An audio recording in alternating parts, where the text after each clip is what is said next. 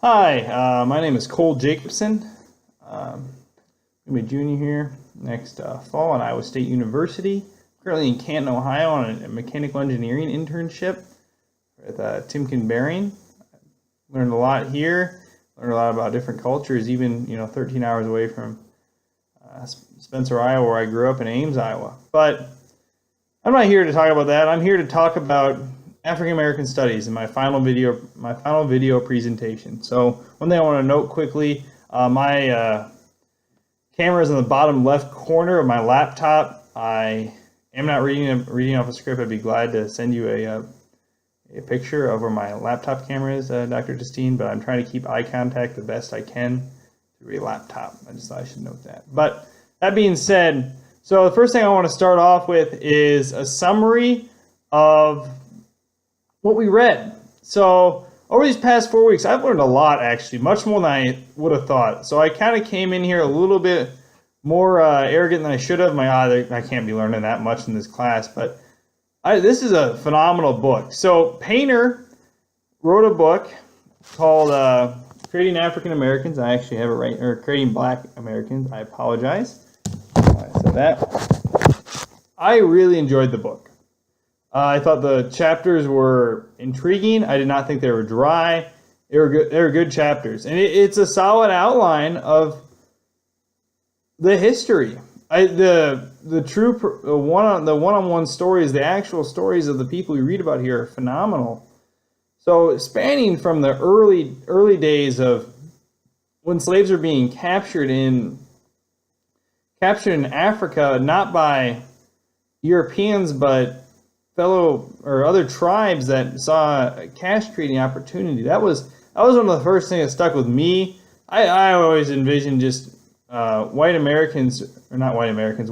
Europeans moving around capturing all these Africans. And that's just what I had always envisioned. That's what I was rolling with. And hearing that was eye-opening. Now, I know that still occurred, but it was just definitely an interesting aspect to read about. But reading about Frederick Douglass at the same point in his lifespan kind of opening up when it hit. So he was not an early slave, but one that earned his freedom early on.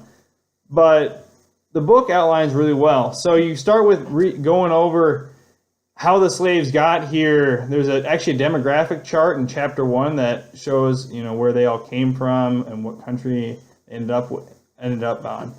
And then you start to kind of go into when it really turned into a skin color orientation. No longer that you'd been captured into slavery, because there were white slaves at one point. It wasn't that you were captured into slavery. It kind of transitioned to, your skin's black, so therefore you are a slave. And that's how it was in the U.S. for a long time. I think that was one of the big turning points.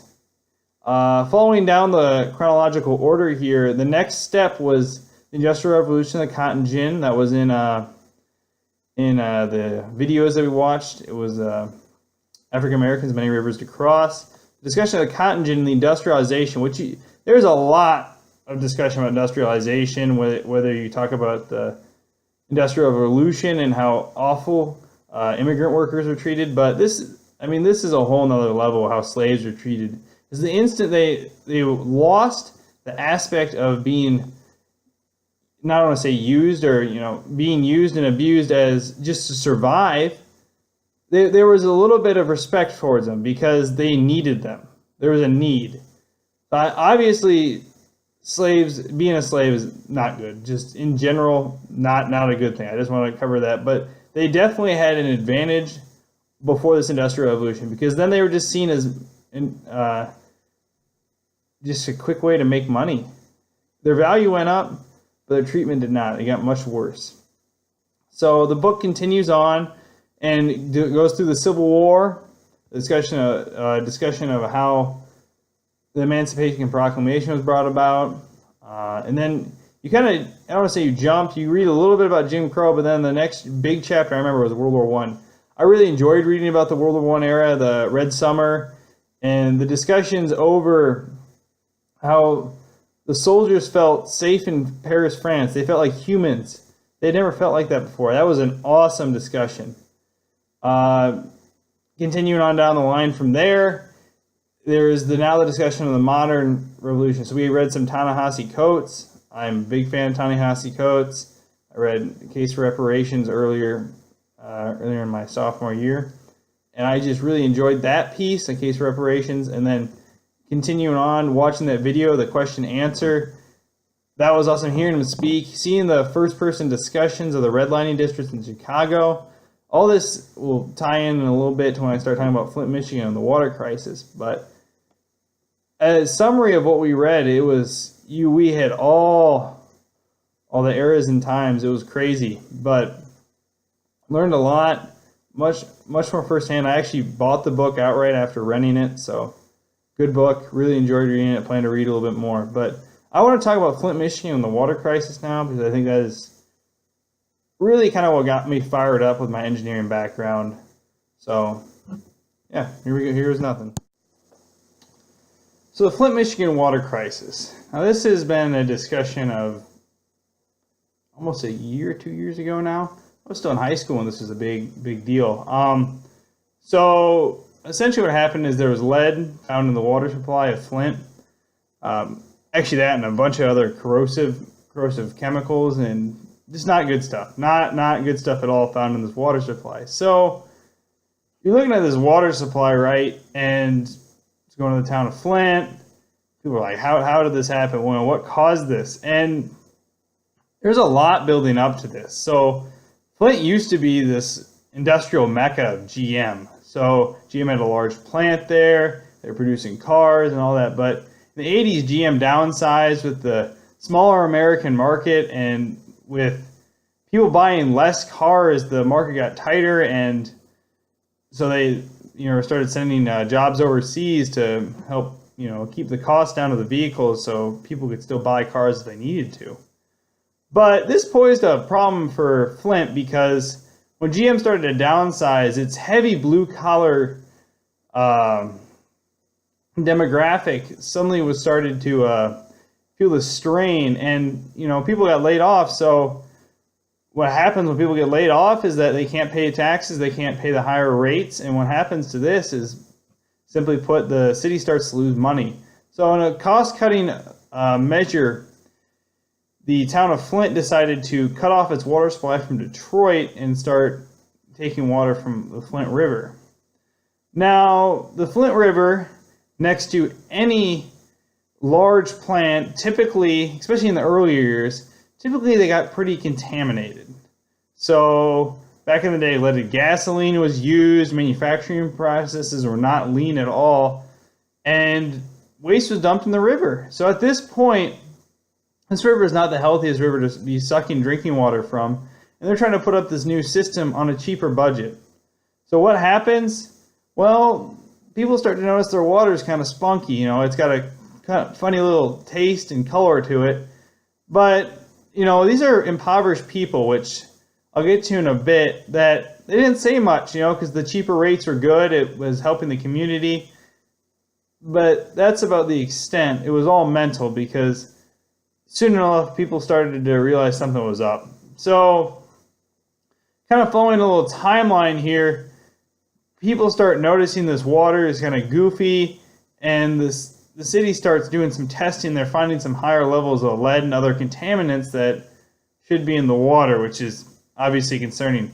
So they started, warning the people of the township. So these warnings aren't very aggressive, and especially not something that you would seem to be if you're finding lead in the water. They're kind of like, hey, if you're older or younger, you guys should talk to your doctor about before drinking the water. But don't, if you're of an average middle age and you're pretty healthy, you should be okay. Which is not true. Lead doesn't leave the body, so it doesn't matter if you're drinking it at the age of 5, 20, or 40. It's going to be in your body for the rest of your life.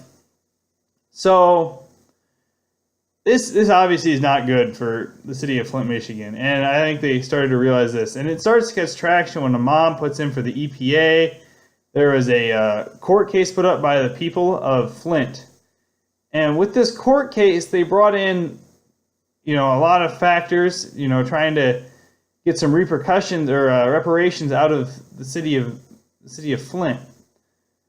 in the federal government itself?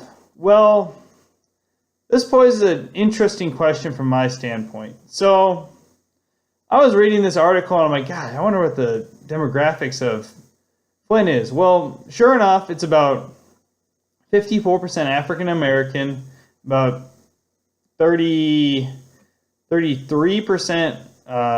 Caucasian, and the rest is kind of a mix between Hispanic and Asian population. So another interesting tidbit is this is not a wealthy area. So even those who are white, or odds are not above or very high above the poverty line. So with that GM plant being laid off, there's a lot of jobs in the area.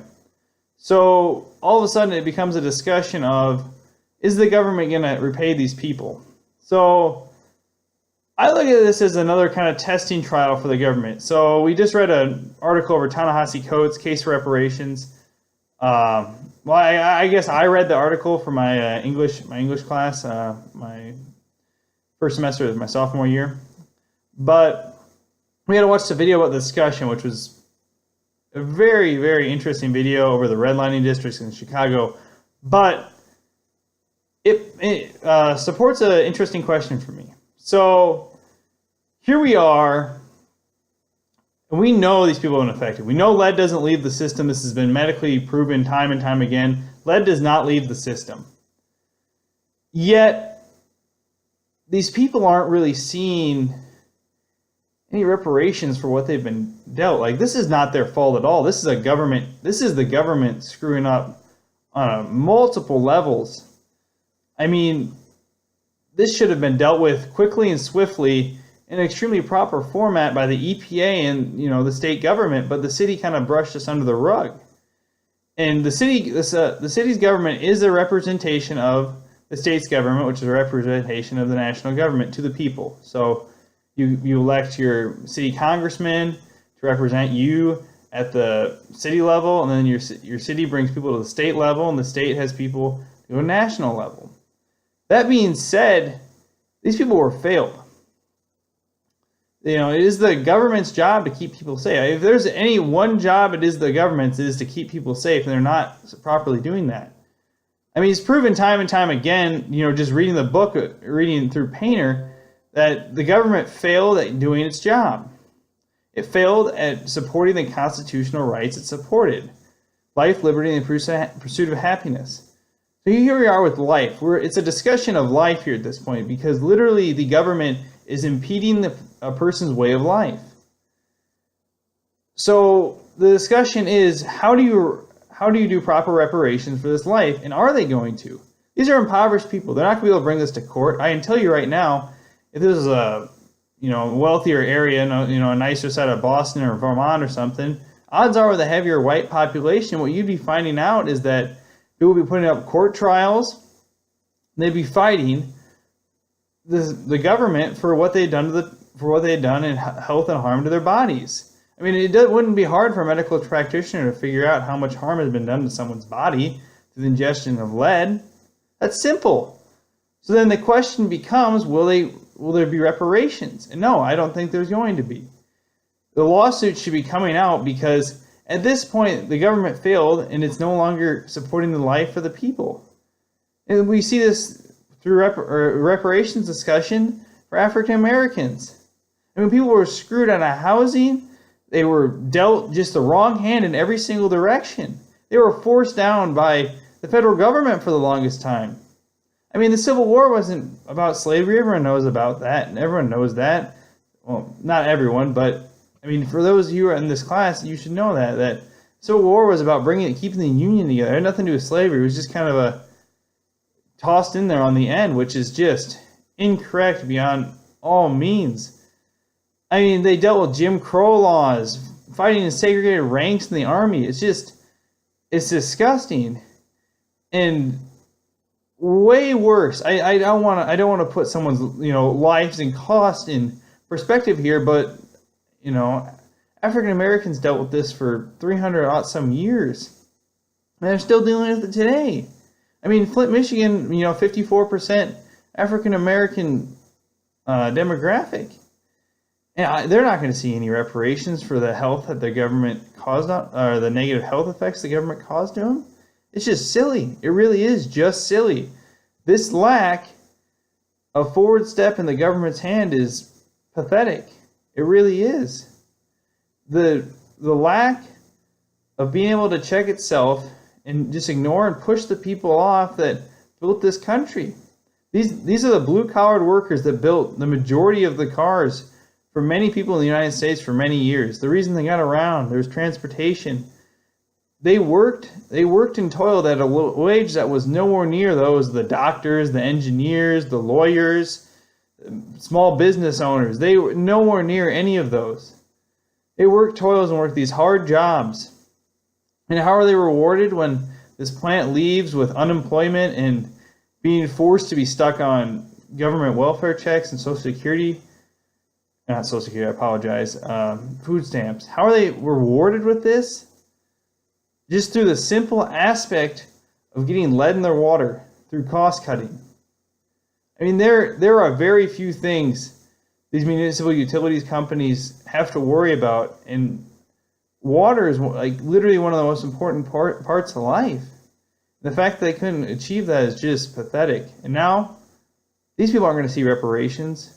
I think that's a direct reflection on how the odds are of African Americans seeing reparations for what they were dealt in their hand, because it's just absolutely pathetic that something this recent happened to multiple demographics. The government's not going to do anything about that. I mean, they've kicked African Americans aside for this long now. What's going to make this change? Nothing. Nothing at all. So I think in conclusion, by analyzing Flint, Michigan and the water crisis, one can truly see how those who were recently affected in a mixed demographic haven't seen reparations in a situation that was so much lighter and more recent than what happened to the African Americans. It got me fired up being an engineer and knowing how my job is important and it puts people's life keep them safe and secure.